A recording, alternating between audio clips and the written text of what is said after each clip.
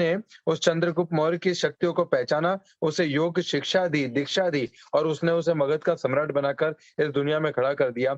उसी तरीके से हमारे अंदर कभी ताकत नहीं होती, हमारे अंदर ताकत को पहचानने वाले हमारे मेंटर्स, जितने भी मेंटर्स हम लोगों के साथ हैं, आपके साथ मनीष सर हैं, अल्पेश सर हैं, सुरेखा भार्गव जी हैं, हमारे समीर सर हैं। इन मेंटरशिप्स की ताकत है कि इनके अंदर वो गुण है, वो ताकत है जो एक पत्थर में से एक सुंदर मूर्ति को आकार दे सकती है। और दुनिया का दस्तूर है, जब-जब मूर्ति बनती है पत्थर में से, तो छीनी हथौड़ी की मार लगती है और जो-जो व्यक्ति उस छीनी हथौड़ी की मार को झेल जाता है, वो मूर्ति बन जाता है और जो नहीं झेलता, वो क्या बनता है उसके बारे में हम डिस्कस करेंगे। तो दोस्तों नमस्कार, मेरा नाम विजय अग्रवाल बेसिकली बड़ौदा से हूँ और पिछले साढ़े 5-6 साल से यानी 9 जनवरी 2016 से इस बिज़नेस को दिल, दिमाग और पूरी आत्मा, पूरे एंथुसियाज़्म और पूरे जुनून के साथ बिल्ड करने में लगा हूँ। इस बिज़नेस में आने से पहले ऐसा कोई काम नहीं था जो मैंने नहीं किया। पानी के पाउच बेचना, घर-घर न्यूज़पेपर डालना, मेरे पापा सब्जी की लारी लगाते थे और 10 बाय 10 के आलीशान बंगले में हम लोग रहते थे।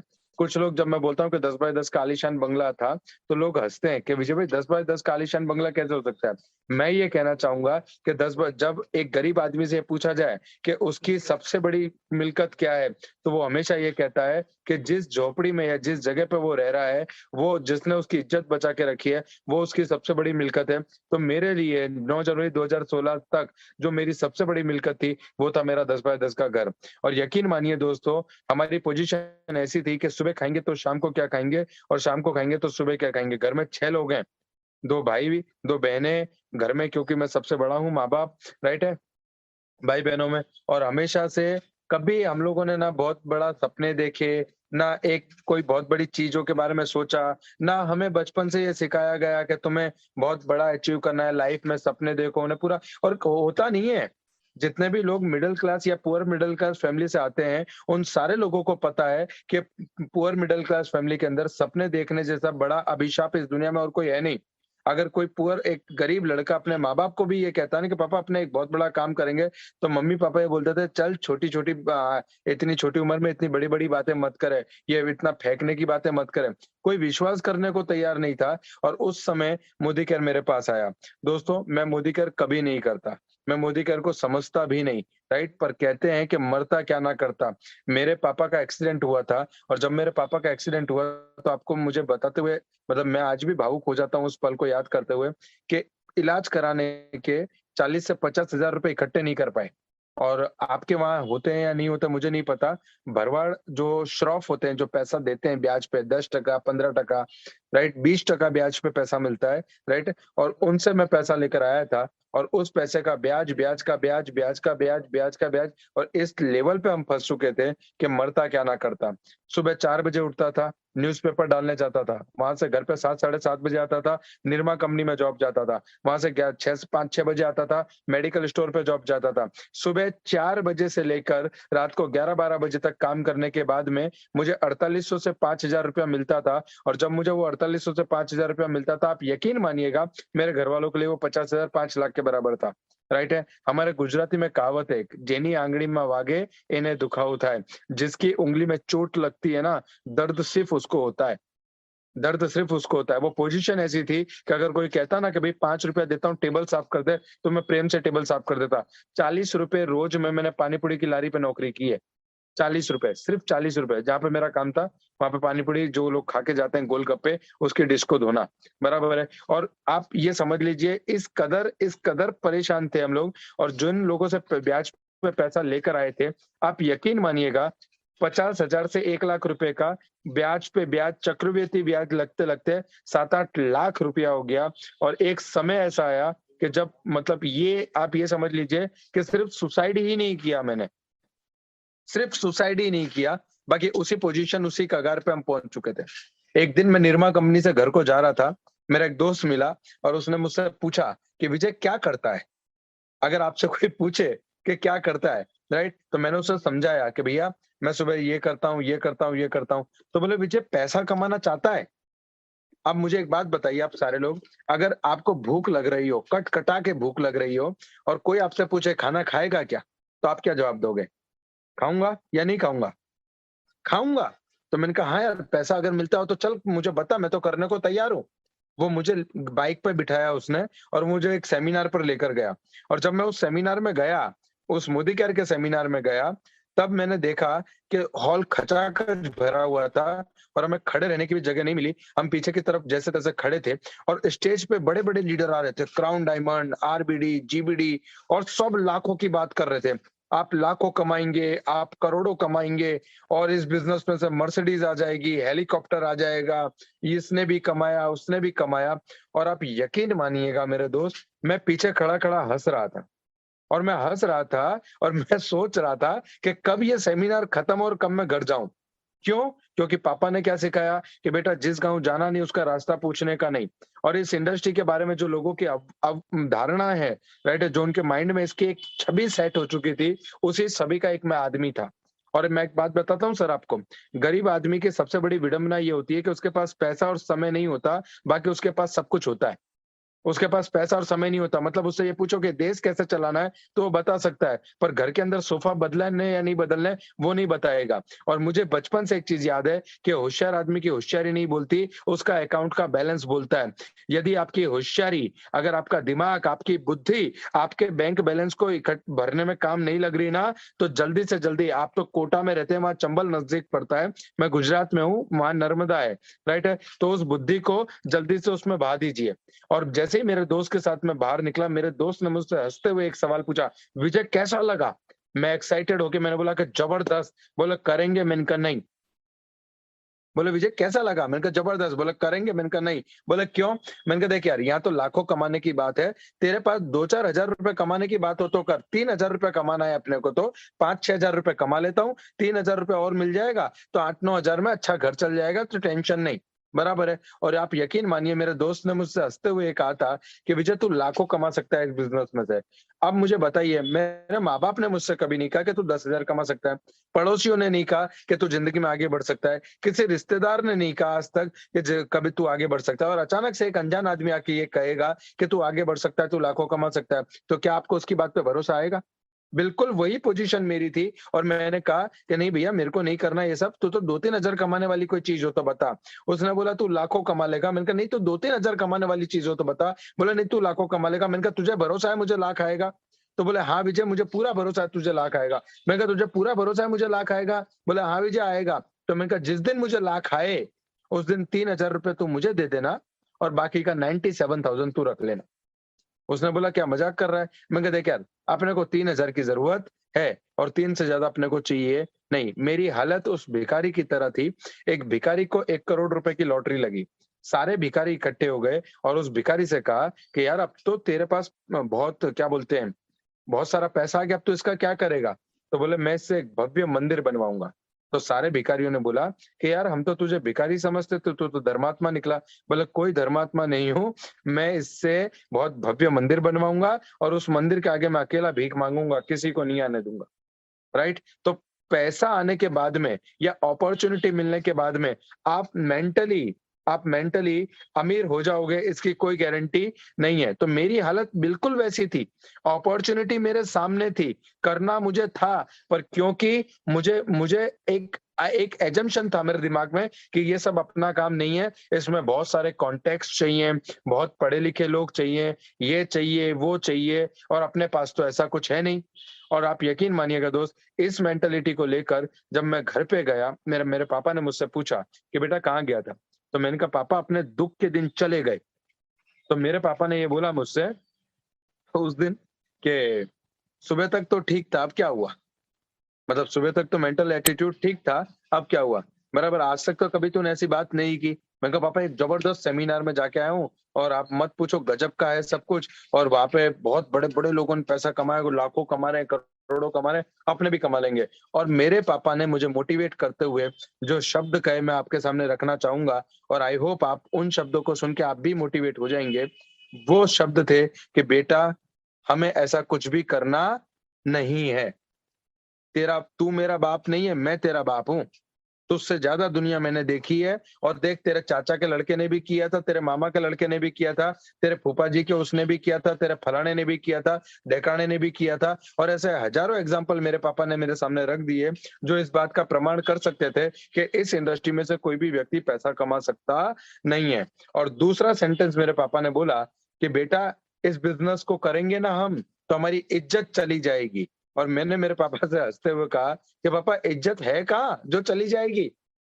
गरीब आदमी को सबसे बड़ा भ्रम यही रहता है लाइफ में कि उसकी मार्केट में बहुत इज्जत है, पर किसी दोस्त को फोन करके वो बोले कि मुझे 10,000 की जरूरत थी, दोस्त बोलेगा क्या? अरे यार, कल बोला होता तो आज ही किसी को दिए। राइट? उसको देना नहीं होता, और यही हालत हमारी थी। फिर भी मैंने मोदी केयर नहीं किया। ये बात बता रहा हूं मैं आपको 2013 की। ये बात बता रहा हूँ मैं आपको 2013 की, जब पहली बार मोदी केयर मेरे सामने आया। उसके बाद में मैंने पानी पूरी की लारी चालू कर दी। मैंने मोदी केयर को नहीं देखा। मेरा जो दोस्त मुझे लेकर गया था, जो सेमिनार में मुझे लेकर गया था, 2-3 साल के बाद में वो दोस्त मुझे वापस मिला। मेरी लारी पे वो पानी पूरी खाने आया, और उसने बोला कि विजय, और कैसा चल रहा है? मैंने कहा बस यार देख यार, ये पानी पूरी बेच रहे हैं और टाइम पास कर रहे हैं। तो बोले यार, वो नई गाड़ी लेकर आया था, बाइक। तो मैंने कहा यार, हमको भी कुछ ऐसा बता दे, हम भी बाइक बाइक लिया हुए। तो बोले तुमको बताया तो था। तो मैंने उसको टोन मारा कि अच्छा, वो मेंबर बनाने वाला धंधा? तो बोले उसी मेंबर बनाने वाले धंधे में से, बिजनेस में से मैं बाइक लेकर आया। मैंने कहा यार तू पागल मत बना, तेरे पापा ने दिलाई होगी। तो उसने आरसी बुक निकाली और अपना आरसी बुक दिखाया। मैंने कहा सच में इतना पैसा आता है क्या? उसने अपना 16,000 रुपए का चेक दिखाया मुझे कि देख, 16,000 रुपए आता है मेरे को। मेरे को एक बात समझ में आई कि मैं इतने सालों से मेहनत कर रहा हूँ, कुत्ते की तरह मेहनत कर रहा हूँ, कभी 10,000 रुपए के ऊपर मेरी इनकम नहीं गई, पानी पूरी तक बेच ली मैंने, और ये आदमी 16,000। मैं कह यार, इसमें सच में पैसा आएगा क्या?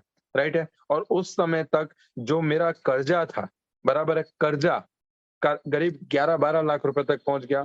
और आप यकीन मानिए, हमारी स्थिति ऐसी थी, आपको शायद यकीन नहीं होगा, अगर मेरे गल्ले में 200 रुपए का धंधा हुआ है 8-9 बजे, 10 बजे रात को, दो राइट है, तो भरवाड़ आता था, जिससे पैसा लेके रखा था, वो आता था, गल्ला खोलता था, और जितना गल्ले में होता था ना, वो सब लेके चला जाता था।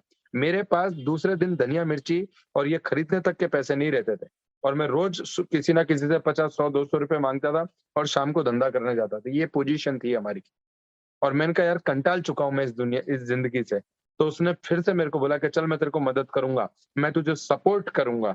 मैंने कहा अगर तू सपोर्ट करेगा तो मैं करने को तैयार हूँ। वो वापस से वो मेरे को सेमिनार में लेकर गया, और वो सेमिनार में जिस दिन मैं गया, उसकी तारीख थी 9 जनवरी 2016। मैं एक सेमिनार में वो लेकर गया। मैं सेमिनार के अंदर गया, फिर वही बातें सुनने को मिली, लाखों कमाओगे, करोड़ों कमाओगे, मर्सिडीज आएगी, ये आएगा, वो आएगा। और मेरी मेंटालिटी फिर से वही थी कि मैं 5-10 हजार रुपए कमा लूं। मैं 5-10 हजार रुपए मिल जाए ना, तो मेरा काम हो जाए।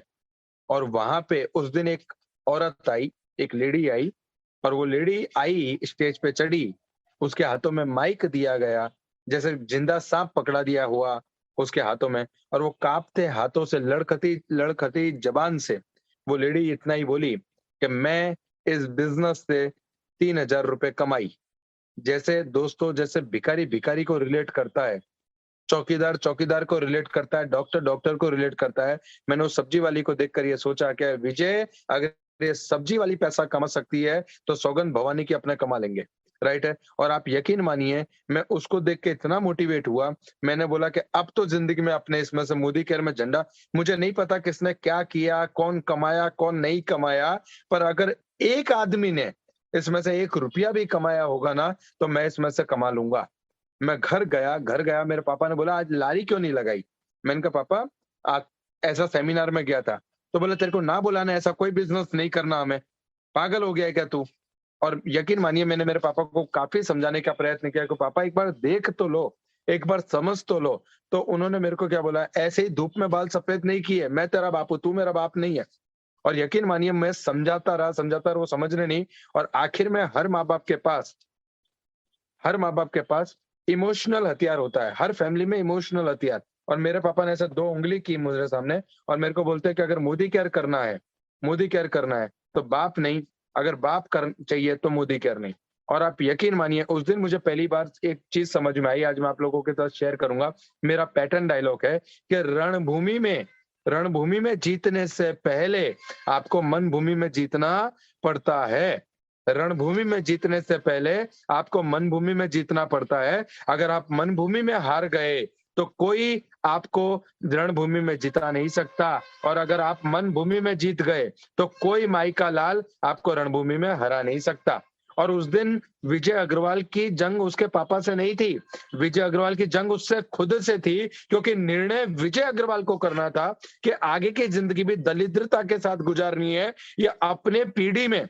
मैं हमेशा कहता हूं कि मुझे मेरे माँ बाप से शिकायत थी कि उन्होंने मेरे लिए कुछ नहीं किया, पर मैं ये हमेशा से चाहता था कि मैं कुछ ऐसा करूं जिससे मेरे माँ बाप, मेरे बच्चों को मुझसे शिकायत ना हो कि हमें एक अच्छा बाप नहीं मिला। और यकीन मानिए मैंने उस दिन निर्णय किया कि मैं मोदी केयर करूंगा।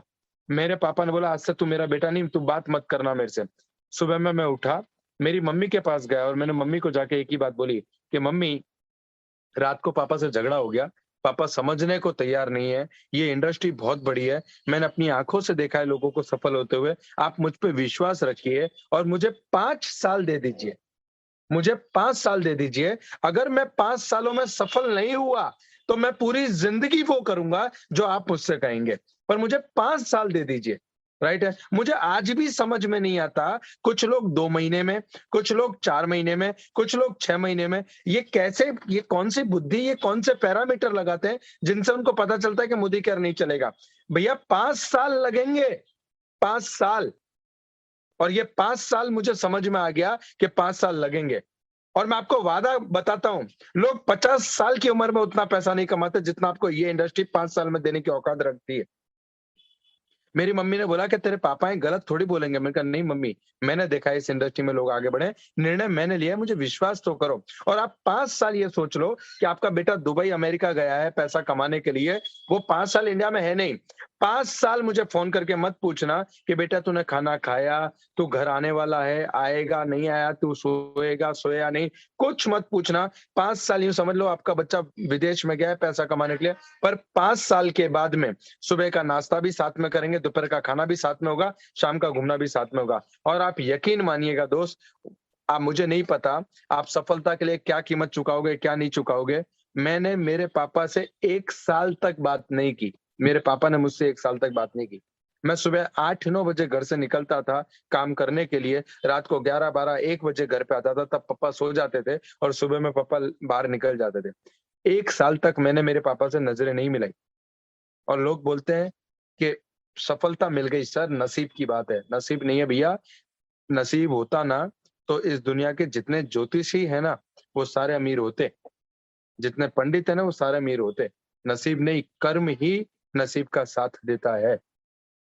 मुझे एक बात बताइए, एक बच्चा जो ऑपरेशन थिएटर में पैदा होता है, माँ जिस बच्चे को 9 महीने के बाद में जन्म देती है, वो बच्चा जब ऑपरेशन थिएटर में पैदा होता है, जब उसको भूख लगती है, तो उस बच्चे को भी रोना पड़ता है। जब वो रोता है, तब जाके माँ को पता चलता है कि इसको भूख लगी है। आप सोच कर देखिए, उस कुदरत, उस परमपिता ईश्वर ने, उस शक्ति ने, उस परमात्मा ने, उस 2 सेकंड पहले पैदा हुए बच्चे को पेट भरने के लिए, कर्म करने के लिए मजबूर कर दिया, तो क्या आपको और मेरे को बिना कर्म किए वो फल दे देगा?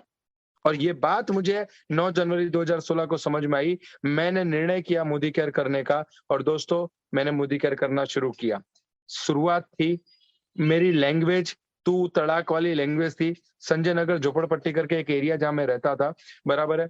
संजय नगर करके, और हमारे वहाँ पे शाम को 7 बजे के बाद दारू बिकता था, देसी दारू। राइट? तो हमारा जो एटमॉस्फियर था, वो सब ऐसा था। कपड़े पहनने की तमीज़ नहीं थी, बोलने की तमीज़ नहीं थी। आपको जो आज विजय अग्रवाल दिख रहा है, ये तो फिनिश प्रोडक्ट है, राइट है? इसको रॉ में आपने नहीं देखा, ठीक है? और जब मैंने काम करना शुरू किया, तो मैं जिनके वहाँ पे न्यूज़पेपर डालता था, मैंने वहाँ पे एक दिन डेमो सेट किया। मैंने मेरी अपलाइन को फ़ोन किया कि योगेश भाई, मुझे सपोर्ट की ज़रूरत है, कल शाम को 4 बजे एक डेमो रखा है। तो बोले ठीक है, मैं आ जाऊँगा। बोले तेरी डेमो किट डेमो किट बना ली तूने? मैंने कहा यार कौन सी डेमो किट? तो बोले डेमो किट बिना कैसे चलेगा? डेमो किट बिना कैसे चलेगा? मैंने कहा यार अभी तो पैसे नहीं है, मैंने डेमो किट नहीं बनाई। तो बोले एक काम कर, चल ठीक है कोई बात नहीं, तू मेरे घर से डेमो किट लेके वहां पे पहुंच जाना और मैं 4 साढ़े 4 बजे डायरेक्ट वहां पे आ जाऊंगा। मैं पहुंच गया वहां पे, मैंने टेबल सजा दिया डेमो का, 8-10 महिलाएं आके बैठ गई। और थोड़ी देर बाद जब मैंने मेरे मित्र को मतलब मेरे अपलाइन को फोन किया कि योगेश भाई कहाँ पे रह गए आप, तो बोले विजय मुझे आने में 15-20 मिनट और लगेगी, थोड़ा वेट कर ले। तो मैंने 15-20 मिनट वेट किया। अब जो 8-10 लेडीज थी उसमें तो 2-3 लेडीज चली गई। फिर मैंने उसको फोन किया 15-20 मिनट के बाद के, कहाँ है? बोले विजय मुझे आने में 15-20 मिनट और लगेगी। अब जो 2-4 लेडीज बची थी उसमें से भी 2-3 लेडीज चली गई। अब धीरे-धीरे मुझे गुस्सा आने लगा। कहते हैं कि आपका मोटिवेशन अगर सही दिशा में ना निकले तो आपका मोटिवेशन आपका फ्रस्ट्रेशन बन जाता है। एक मोटिवेशन राइट है वो आपको सफलता की ओर ले जाता है और एक फ्रस्ट्रेशन आपको दुर्गति की ओर ले जाता है, राइट है। और किसी ने बहुत बड़े साइंटिस्ट ने कहा था कि ना ऊर्जा को बनाया जा सकता है, ना ऊर्जा को मिटाया जा सकता है। एक ऊर्जा दूसरी ऊर्जा में रूपांतरित होती है। ये लॉ है कुदरत का। तो मुझे समझ में आया कि भैया फ्रस्ट्रेशन, इतना फ्रस्ट्रेशन कि पूछो मत। मैंने फिर फोन लगाया मेरा अपलाइन को कि भैया कहाँ रह गए आप? तो बोले यार मुझे आने में 15-20 मिनट और लगेगा। आप काटो तो खून नहीं। और इतनी खुन्नस आ रही थी कि इन लोगों ने बोला यार सपोर्ट करेंगे। इनकी बदौलत मैंने मेरे माँ-बाप, मेरे रिश्तेदारों से दुश्मनी ले ली, बराबर है, और ये ऐसा सपोर्ट करेंगे। और कहते हैं मरता क्या ना करता। उसने बोला देख विजय मेरे को आने में 15-20 मिनट और लगेगी, तेरे से होता है तो कर ले नहीं तो छोड़। अब वो जो 2-3 लेडीज बची थी, अब इज्जत बचाने के लिए कुछ तो करूंगा। तो मैंने 2 ग्लास उठाए, दोनों में पानी भरा, एक में लाइज़ॉल और एक में स्टेरिक्लिन डाला और मैंने कहा देखो बैक्टीरिया मर गए। और लोगों ने ताली बजाई क्योंकि डॉन को पता था रिवॉल्वर में गोलियां नहीं है। मुझे डेमो आता है या नहीं आता ये सिर्फ मुझे पता था, उनको नहीं पता था। आप समझ के चलिए, राइट है। आज लोग क्या बोलते हैं पता है? सर अभी तो मैं नया हूँ ना, मैं थोड़ा पुराना हो जाऊँ फिर मैं डेमो सीखूंगा। अरे भैया अगर आपको मोदी केयर में ऐड हुए आधा घंटा भी हो गया ना तो नए का टैग निकाल दो और पुराने का टैग लगा दो। ये नया पुराना इस इंडस्ट्री में कुछ नहीं है। मेरे को इतनी गुस्सा आ रही थी, 2 स्टेरिक्लिन का ऑर्डर लेके जब मैं नीचे उतरा, तो थोड़ी दूर गए तो चाय की केटली पे वो मेरा दोस्त खड़ा था। अब मुझे बताइए आप कि जिस पे आपको गुस्सा आ रहा हो, खुन्नस आ रही हो, वो आपको सामने मिल जाए, तो आप क्या करोगे? मैं गया उसके पास और मैंने जाके उसकी डेमो किट ऐसे फेंकी उसके हाथ में। मैं कहा, "ये पकड़ तेरी लंका और अपने को ऐसा कुछ करना नहीं है, तेरे चक्कर में आके बर्बाद हो गया।"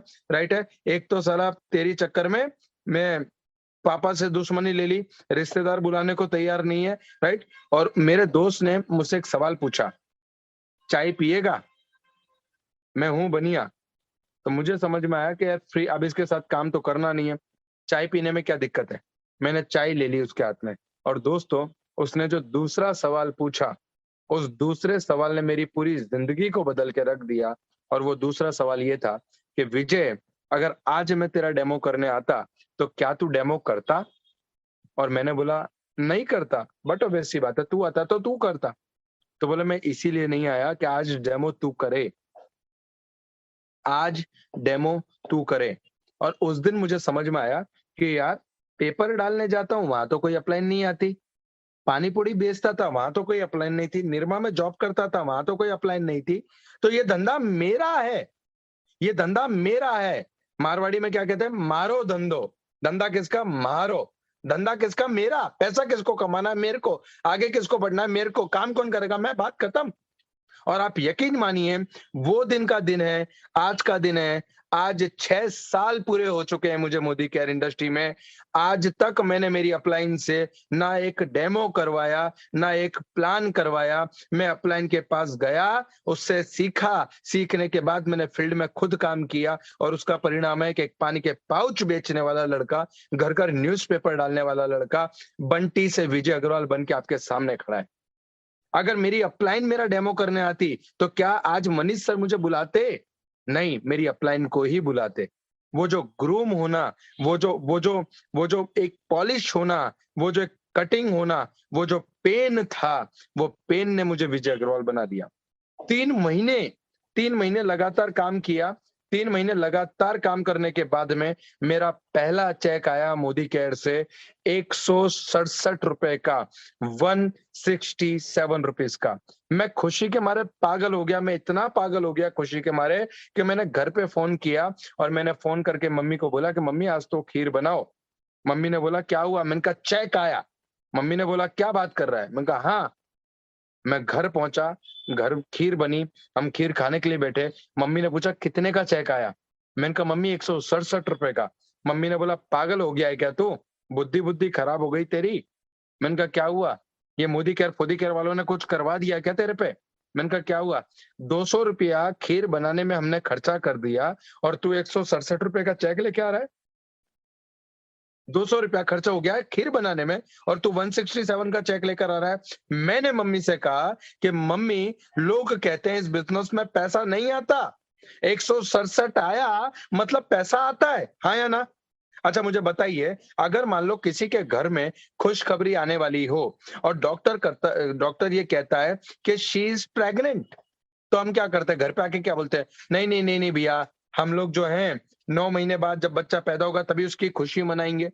ऐसा बोलते हैं क्या? नहीं, पहले दिन से, जिस दिन आपको ये समझ में आता है कि आपके घर में खुशखबरी आने वाली है, आपका माहौल बदल जाता है, आप घर को खुशनुमा माहौल में बदलते हैं। अपने बेटी-बेटे या बहू को कहते हैं ये उठा, ये मत उठा, ये खा, इससे बच्चे पे ये असर पड़ेगा, ये असर, उसकी ज़्यादा से ज़्यादा केयर करने लगते हैं। बीच-बीच में जब उसे तकलीफ होती है, तो रूटीन चेकअप के पास, डॉक्टर के पास लेकर जाते हैं। तो मैंने मम्मी से कहा कि मम्मी 167 आया है, एक दिन 1,67,000 भी आएगा।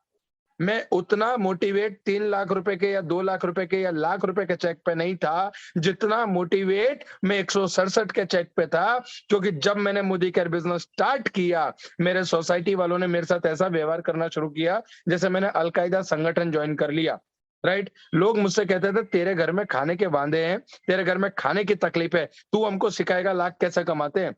दोस्तों में माहौल ये था, दोस्तों में माहौल ये था कि दोस्त के पापा ये बोलते थे कि तू कुछ भी हो जाना पर तू इसकी संगत छोड़ दे, इसने 2 नंबर का धंधा चालू कर दिया है, ये फंसेगा किसी दिन। एक दोस्त नहीं था, एक रिश्तेदार नहीं था, कोई साथ देने को तैयार नहीं था, पर हाँ, एक आदमी था जो साथ देने को तैयार था, वो था मैं खुद। मैं खुद। कहते हैं हिम्मत-ए मर्दा तो मर्द दे खुदा। यदि कोई व्यक्ति अपने आप पे भरोसा, अपनी खुद की मदद करते करने के लिए आगे आता है, तो उसका ईश्वर भी मदद करता है। दोस्तों, 167 रुपए के इस चेक से शुरू हुई जर्नी, मोदी केयर के माध्यम से करीब-करीब साढ़े 6 लाख रुपए का महीने का चेक तक पहुँचा। 167 रुपए के चेक से शुरू हुआ, साढ़े 6 लाख रुपया महीना के चेक तक पहुँचा। 167 रुपए से शुरू हुआ चेक आज मोदी केयर में से पिछले 6 सालों के अंदर मेरी मोदी केयर से टोटल इनकम 1 करोड़ 75 लाख रुपया। आप बिल्कुल ठीक सुन रहे हैं, 1 करोड़ 75 लाख रुपया मोदी केयर के माध्यम से कमाया है। दोस्तों, 200 रुपए की साइकिल को खरीदने के लिए, मात्र 200 रुपए की साइकिल को खरीदने के लिए घर का सिलेंडर, गैस का सिलेंडर बेचा था मैंने। पहली गाड़ी खरीदी मोदी केयर के माध्यम से, साढ़े 7 लाख रुपए की ग्रैंड आई-10। दूसरी गाड़ी खरीदी मोदी केयर से, साढ़े 12 लाख रुपए की एस क्रॉस। और आज आप लोगों के आशीर्वाद, प्रेम और स्नेह से आज मेरे पास जो तीसरी कार है मोदी केयर के माध्यम से, वो है 22 लाख रुपए की, 22 लाख रुपीस की MG Hector top model, right? सोच कर देखिए। और आप लोगों को आज अनाउंस करता हूँ, पहली बार बोल रहा हूँ मैं ऑनलाइन, पहली बार बोल रहा हूँ, 16 मई 2023 को, 16th में 2023, 50 लाख रुपए की मर्सिडीज रेड कलर की मोदी केयर कार फंड से लेकर आऊंगा, चौथी गाड़ी। ये कौन बोल रहा है पता है आपको? एक पानी के पाउच बेचने वाला लड़का। कौन बोल रहा है पता है आपको? एक न्यूज़पेपर डालने वाला लड़का। कौन बोल रहा है पता है आपको? जिसके पास कॉन्टैक्ट के नाम पे कुछ नहीं था। कौन बोल रहा है पता है आपको? जिसके पास एजुकेशन के नाम पे सिर्फ 10वीं क्लास तक पढ़ाई थी। आपको पता है कौन बोल रहा है? जिस व्यक्ति को जब वो लोगों को डेमो बताने जाता था, तो लोग बोलते थे कि तू फँस गया, तू हमको मत फँसा, तू ऐसे में पड़ गया, तू हमको मत बता। बराबर है? वो लड़का आज आपके सामने। दोस्तों, मैंने कितना पैसा कमाया छोड़ दो, मैंने क्या कमाया क्या नहीं कमाया छोड़ दो, राइट है? मैंने कितनी विदेश यात्राएं की छोड़ दो। आज मुझे बताते हुए गर्व होता है, 8 से ज्यादा विदेश यात्राएं, थाईलैंड, बैंकॉक, मलेशिया, सिंगापुर, बराबर है, दुबई, ऐसी 8 से ज़्यादा विदेश यात्राएँ मैं मोदी केयर के माध्यम से कर चुका हूँ। मेरा मानना ये है, मुझे सिर्फ़ इतना समझ में आता है, ये छोड़ दीजिए कि मैंने क्या कमाया, मैंने कितनी गाड़ी ली, मैंने कितनी फ़ॉरेन ट्रिप की। सिर्फ़ ये सोचिए कि इस मोदी केयर की ताकत से एक पानी के पाउच बेचने वाला लड़का आज आपके सामने सूट-बूट में खड़ा हो गया, ये इस इंडस्ट्री की ताकत है। सोचिए, जहाँ पे एक आदमी सुनने को तैयार नहीं था, आज वहाँ पे पूरे हिंदुस्तान में हमारे जीबीडी सर ने भी कहा कि एक सेलिब्रिटी बन गए। बिल्कुल वो फीलिंग आती है जब आपके लोग ऑटोग्राफ लेने आते हैं, जब आपसे लोग बात करते हैं, जब आपको लोग रिस्पेक्ट देते हैं। ये ताकत है मोदी केयर की, ये ताकत है मोदी केयर की। सोच कर देखिए, अगर आप लोगों के पास इससे बेहतर विकल्प है, अगर आप लोगों के पास इससे बेहतर विकल्प है, तो मैं वहाँ आने को तैयार हूँ। अगर नहीं है, तो आप मोदी केयर में आ जाइए। मैं हमेशा कहता हूँ कि यदि आप लोग मोदी केयर में आए हैं, यदि आप लोग मोदी केयर में आए हैं, तो आप मोदी केयर से 1 रुपया नहीं कमा सकते। अगर आप लोग मोदी केयर में आए हैं, आप 1 रुपया नहीं कमा सकते और आपको पैसा कमाने से कोई रोक नहीं सकता, जिस दिन आपके अंदर मोदी केयर आ जाए। जिस दिन आपके अंदर मोदी केयर आ जाए। मैंने मोदी केयर में आने के लिए काम नहीं किया, मैंने मोदी केयर को अपने अंदर लाने के लिए काम किया, क्योंकि देखो दोस्त, जब मीराबाई ने उठाया ज़हर का प्याला ही था, मीराबाई ने उठाया ज़हर का प्याला ही था, पर उसकी श्रद्धा ने उसे अमृत में बदल दिया। मोदी केयर में पावर है, भगवान भी दर्शन देते हैं जब आपकी श्रद्धा जुड़ जाती है, आपके इमोशंस जुड़ जाते हैं, आपकी फीलिंग जुड़ जाती है। जब मुझसे कोई कहता था कि इसमें से तू 1 रुपया नहीं कमाएगा, तब मैंने उसको सामने जवाब नहीं दिया, क्योंकि एक बहुत पुरानी कहावत है कि सचिन नहीं बोलता, उसका बल्ला बोलता है। मेहनत इतनी खामोशी से करो कि सफलता शोर मचा दे। आज जहाँ पे 2 लोग पहचानते नहीं थे, 2 लोग मुझे पहचानते नहीं थे, वहाँ पे आज 16 स्टेट में राइट टीम बन चुकी है। जहाँ 2 लोग बात सुनने को तैयार नहीं थे, आज करीब-करीब लाख लोगों से ज्यादा की टीम साथ में काम कर रही है। सोच कर देखिए, परिवार में इज्जत बढ़ी, घर में इज्जत बढ़ी, समाज में इज्जत बढ़ी। मेरे पापा कहते थे, इस बिज़नेस को करेगा तो इज्जत चली जाएगी। आज मेरे पापा कहते हैं कि इस बिज़नेस की वज़ह से समाज में हमारी इज्जत बन गई। Thank you Modi cap. एक दिन था जब रोज़ मेरे पापा को आके कोई ना कोई ये कहता था, रोज़, "बाबूलाल जी आपका लड़का किस धंधे में देखो तो सही।" किस धंधे में? आज भी मेरे घर पे रोज़ एक आदमी आता है और कहता है, "बाबूलाल जी आपका लड़का किस धंधे में है यार देखो तो सही।" ये ताकत है मोदी केयर की, ये ताकत है, राइट? आज आज आप सोच कर देखो कि ये बिज़नेस कितना पावरफुल है, राइट? आज भी डाउट है लोगों को, कर पाएँगे या नहीं कर पाएँगे। दोस्तों, सफलता और प्रेगनेंसी छुपाए नहीं छुपती। सफलता और प्रेगनेंसी छुपाए नहीं छूटती, राइट है? अगर आपने कहते हैं the mind can conceive you can achieve. अगर आपके दिमाग ने आपकी सफलता को कंसीव किया है, तो वो जन्म ज़रूर लेगी। अगर आपके दिमाग ने, आपके मस्तिष्क ने, आपकी बुद्धि ने अगर मन से अपने सफलता को कंसीव किया है, तो वो जन्म ज़रूर लेगी। It will take time. सफलता रातों-रात नहीं मिलती। मनीष जी ने आज ग्लोबल ब्लैक डायमंड डायरेक्टर है, स्मैक मेंबर हैं। आज उनको अभी 16 तारीख का उनका ऑल ओवर इंडिया में इंटरव्यू आएगा एबीपी न्यूज़ पे। ये सफलता रातों-रात नहीं मिली। गिरे, उठे, गिरे, उठे, गिरते गए, उठते गए, उठते गए, उठते गए और आज उठते चले गए। बराबर है? यही और आप जितने भी सफल लोगों को जानते हैं, उन सारे लोगों के बीच में यही तारणहार है। एक गाँव में एक महिला थी।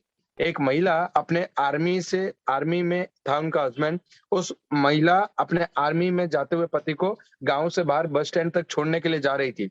रास्ते में एक नमाज़ी नमाज़ पढ़ रहा था। तो महिला जा रही थी तो उसका पैर जो है नमाज़ी के जानमाज़ को लग गया। नमाज़ी की आँखें खुल गईं और उसने बोला कि इस लड़की को आने दो, इसको मैं बहुत डाँटूँगा, इसने बहुत बड़ा पाप कर दिया, इसने मेरे जानमाज़ को पैर लगा दिया। जब वो लड़की वापस आई अपने घर को, तो उस लड़की ने, उस मौला ने उस लड़की को बुलाकर कहा, "ये लड़की इधर आ, तुझे पता है तूने खुदा की शान में गुस्ताखी की है, तूने अपना पैर राइट मेरे जानमाज़ को लगा दिया। जब मैं खुदा की बंदगी, खुदा की इबादत कर रहा था, तब तेरा पैर मेरे जानमाज़ को लग गया।" तो उस लड़की ने कहा कि मुझे माफ करना मौलाना साहब, मैं अपनी पति की दीवानगी में खोई हुई थी। मैं अपनी पति की दीवानगी में खोई हुई थी। मुझे पता नहीं चला कि मेरा पैर आपकी जाननवाज को कैसे लगा, पर एक खुदा के बंदे तू तो उसकी इबादत में खोया हुआ था। तुझे कैसे पता चला कि मेरा पैर लग गया? आज उच्छे-तुच्छे 2-4 लोगों की ना सुन के, 2-4 10 लोगों के रिजेक्शन सुन के, 2-4 लोगों के आने और जाने से आपके सपनों के टूटने की अगर खनक आपके कानों में पड़ रही है, इसका मतलब कि आपके सपने सपने थे ही नहीं। हर बड़े व्यक्ति को, हर सफल व्यक्ति को, हर आगे बढ़ने वाले व्यक्ति को अपनी ज़िंदगी में रिजेक्शन फेस करने पड़े। हर माँ को प्रसव पीड़ा होती है जब वो एक बच्चे को जन्म देता है या देती है।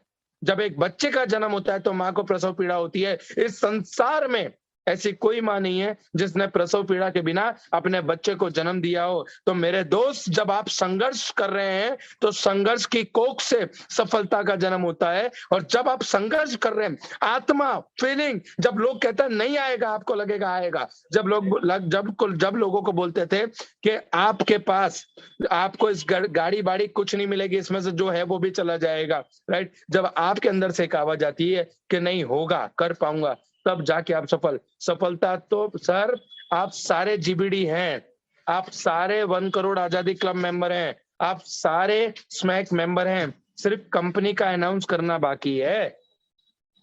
सिर्फ कंपनी का अनाउंस करना बाकी है। आज मोदी केयर के माध्यम से मैं सिर्फ आपसे इतना कहूंगा कि यदि आप अधूरे मन से मोदी केयर करेंगे, अधूरे दिल से मोदी केयर करेंगे, राइट? अपने निर्णय पे आप डाउट करेंगे, तो कभी भी कोई भी व्यक्ति आपके ऊपर विश्वास नहीं करेगा। मैं आपसे एक सवाल पूछता हूँ, अगर मान लो मेरी जेब में 2000 की नोट है, तो क्या मैं आपको 2500 रुपए दे सकता हूँ? कभी नहीं दे सकता। मेरे पास अगर 2000 की नोट है, तो मैं आपको सिर्फ 2000 रुपए ही दे सकता हूँ, 2500 नहीं दे सकता, क्योंकि 2500 मेरे पास है ही नहीं। उसी तरीके से आपका बिलीफ सिस्टम, जब आपका बिलीफ सिस्टम स्ट्रांग होगा, जब आपको पूरा विश्वास होगा इस कंपनी पे, इसके प्रोडक्ट्स पे, इसके प्लान पे, मेंटरशिप पे, अपने आप पे, तब जाके आप इस बिजनेस में सफलता पा सकते हो। दोस्त, दांतों पे घिसने का टूथपेस्ट आपको दुनिया के किसी भी दुकान पे मिल जाएगा, पर जिस दिन से मोदी केयर का टूथपेस्ट, फ्रेश मूवमेंट टूथपेस्ट मेरे घर में इस्तेमाल होना शुरू हुआ, हमारे चेहरे पे स्माइल आ गई। जिस दिन से हमारे घर में स्टेरिक्लीन यूज होना शुरू हुआ है, उस दिन से गरीबी और दरिद्रता के सारे कीटाणु मर गए। जिस दिन से हमने व्हाइट पल्स सोप से नहाना शुरू किया है, हमारे घर का फ्यूचर ब्राइट हो गया। इतना गजब का साबुन है। कहते हैं नहाने का साबुन तो दुनिया की किसी भी दुकान पे मिल जाएगा, पर किस्मत बदलने का साबुन सिर्फ आपको मोदी केयर ही प्रोवाइड करता है। और इसी विश्वास, इसी बिलीफ सिस्टम के साथ मैंने मोदी केयर शुरू किया। आज 6 सालों के अंदर छोटी सी सफलता पाई है। सफलता नहीं कह सकते, क्योंकि सफलता कोई डेस्टिनेशन नहीं है। जिन लोगों को देखकर हम आगे बढ़ रहे हैं, जो हमारे इंस्पिरेशन है, आज हम सारे लोग उनके साथ आगे बढ़ रहे हैं। सोच कर देखिए, सिस्टम है belief, belief on the company. मेरे पास इस बात के प्रमाण है कि मोदी केयर के प्रोडक्ट जबरदस्त है। मेरे पास इस बात के प्रमाण है कि मोदी केयर का प्लान जबरदस्त है। मेरे पास इस बात के प्रमाण है कि मोदी केयर कंपनी जबरदस्त है। पर मेरे पास इस बात का प्रमाण नहीं है कि आप कर पाओगे या नहीं, क्योंकि इसका प्रमाण तो आप ही को देना पड़ेगा। पैसा मेरे को कमाना, आगे मेरे को बढ़ना, काम मेरे को करना नहीं, अपलाइन मेरा काम करेगा। तो भैया अपलाइन काम करेगा तो पैसा अपलाइन को ही आएगा। अगर अपलाइन की डेमो किट इस्तेमाल कर रहे हो तो पैसा अपलाइन को ही आएगा। अगर अपलाइन का सपोर्ट लेके चल रहे हो तो पैसा अपलाइन को ही आएगा। मेरे दोस्त, बैसाखी अच्छी चीज है। बैसाखी एक अच्छी चीज है, राइट? कब तक? जब तक आपके पैर में चोट लगी हो। एक बार चोट ठीक हो जाए ना, उसके बाद बैसाखी की कोई जरूरत नहीं है। मैंने मेरी पूरी लाइफ में 6 साल के एक्सपीरियंस के अनुभव और आधार पे मैं आपसे ये कह सकता हूँ कि आप ही आपकी सफलता और विफलता के जिम्मेदार हो। You are the only person in this world who is responsible for your failure or your success. ये मायने नहीं रखता कि आप कहाँ से आते हो, आपके पास पैसा है या नहीं, आप गांव से आते हैं, आपकी पहचान है या नहीं, लोग आपको सुनेंगे या नहीं सुनेंगे, लोग आपसे खरीदेंगे या नहीं खरीदेंगे, मायने नहीं रखता। मायने रखता है आपको जाना कहाँ पे। सर बिलीफ सिस्टम, विश्वास, और यही विश्वास आपको यहाँ तक लेकर आएगा।